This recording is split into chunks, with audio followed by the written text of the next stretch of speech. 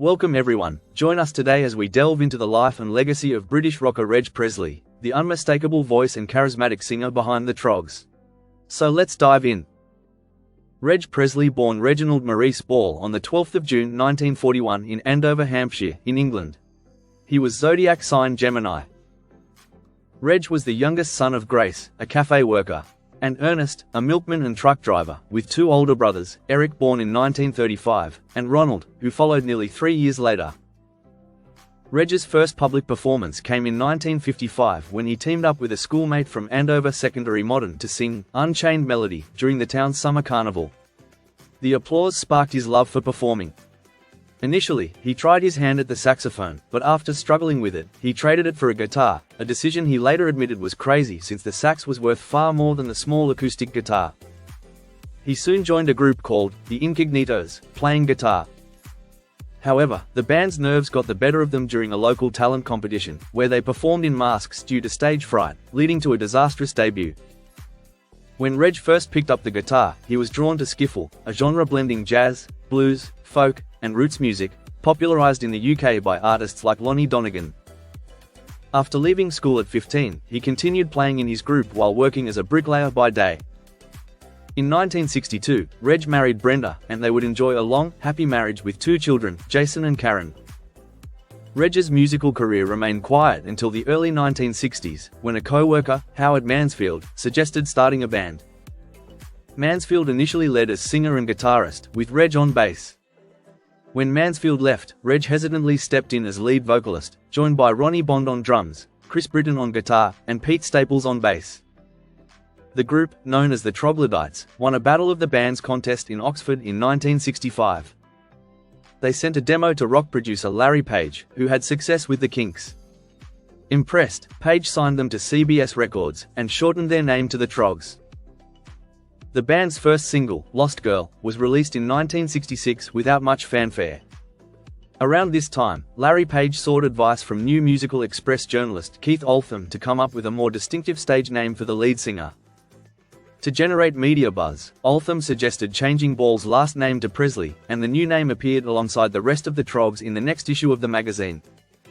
However, Page neglected to inform Reg of the change, leading to confusion.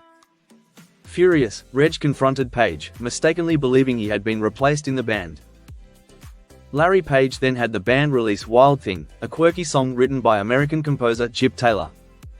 Despite their initial doubts about its simplistic lyrics, the Troggs quickly found success with their version, thanks to Reg's sultry delivery and the distinctive pauses in the music. At the time, Reg was still working on a construction site when he heard Wild Thing playing on a colleague's transistor radio. The DJ announced the song had jumped from number 44 to number 8 on the charts. Ecstatic, Reg told his co-worker to share out his tools and left building sites forever, pursuing music full-time. Wild Thing climbed to number 2 in the UK and topped the US charts at number 1. The Troggs' next single, With a Girl Like You in 1966, written by Reg, became their only UK number 1 hit. This sudden success catapulted the band into pop stardom, and they joined the Walker Brothers on tour. Reg described the experience as like landing on the moon for the first time. Reg continued with the same bold, lusty themes from Wild Thing for the next few hits. I Can't Control Myself, in 1966, which was banned in several countries, was followed by Any Way That You Want Me, also in 1966, and Give It To Me, in 1967. Although Night of the Long Grass, in 1967, didn't fare as well due to its perceived drug references, it paved the way for Love Is All Around, which reached number 5 in the UK in late 1967. That marked the Troggs' final top 20 hit, and it was during their unsuccessful attempts to recapture the success of 1966-67 that the infamous Troggs tapes were recorded. In the tapes, Reg and the band can be heard in a heated, profanity-laden argument, debating the need to sprinkle fairy dust on their latest work. With the rise of the punk movement, the Troggs were somewhat inaccurately hailed as one of the original garage bands, known for embracing a raw, unpolished sound rather than technical mastery. In 1981, they recorded a live album at New York's Max's Kansas City. Later in 1988, Reg teamed up with Tony Crane, Clem Curtis, Mike Pender, and Brian Poole, all lead singers of notable 1960s bands, to form the corporation. They released one single, Ain't Nothing But a House Party, with an instrumental B-side. In 1991, the Troggs collaborated with REM to record Athens Andover, an 11-track album that was released in March 1992. However, it was Reg's songwriting that left the most enduring legacy, particularly with Love Is All Around, a track he wrote in just 20 minutes. The song found new life in 1994 when Wet Wet Wet covered it for the 4 Weddings and a Funeral soundtrack, leading to Reg winning 3 prestigious Ivor Novello Awards in 1995, Best-Selling Song of 1994, International Hit of the Year, and PRS Most Performed Work.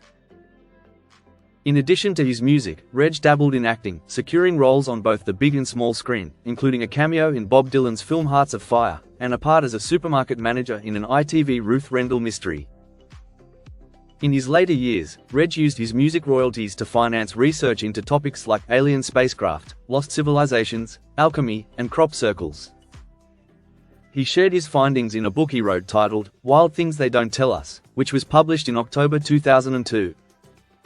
His fascination with the paranormal began in 1990 when he walked into a crop circle at Alton Barns in Marlborough, Wiltshire. Reg also claimed to have seen 14 UFOs over the course of his life. The Troggs continued to perform for their dedicated fans in Europe, receiving particularly warm welcomes in Germany.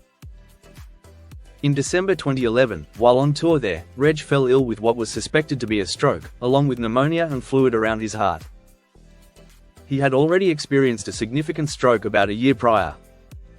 In January, Reg announced he had been diagnosed with lung cancer and chose to retire from the music industry. Tragically, on February 4, 2013, just over a year later, Reg Presley passed away at the age of 71 due to cancer and, as noted by Waltham, a succession of recent strokes. He was cremated at Basingstoke Crematorium in Hampshire. On July 31, 2016, a blue plaque was unveiled in his honor on Andover High Street, marking the location where the Troggs used to rehearse. He is survived by his wife of 50 years, Brenda, and their son and daughter. And there you have it. Reg Presley was more than just a rock star, he was a true original with a passion for life's mysteries. Though he's no longer with us, his music and unique spirit continue to resonate. Thanks for joining us. Be sure to like and subscribe for more stories from music's greatest legends. Take care and bye for now.